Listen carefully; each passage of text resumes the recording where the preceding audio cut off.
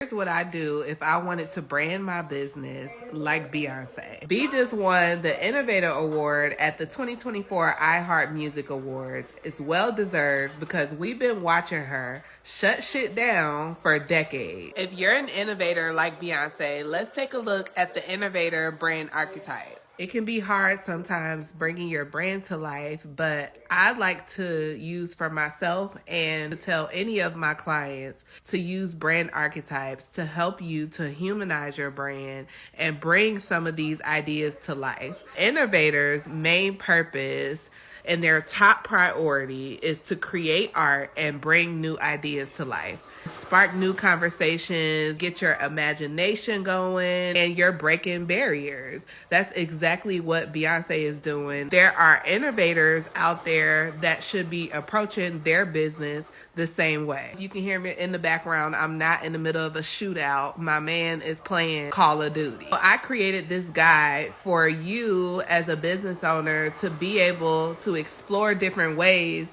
that you can embody your brand. The things that innovators believe in most, they value creativity, they embrace innovation and doing new things, they celebrate individuality, and being bold is a hallmark for them in their brand. The personality of an innovator is gonna always be constantly push new standards. What makes the innovator stand out among anybody else in their industry is they are always reinventing themselves while still being true to who they are. Just to have another idea of other celebrities that are reinventing the wheel as well, Lady Gaga, Pharrell Williams, they are great examples of innovators. Strengths of an innovator are inspiring other people to embrace their uniqueness, creating experiences that people will never forget, approaching everything without fear, or even if they are scared, they still go out and do it anyway.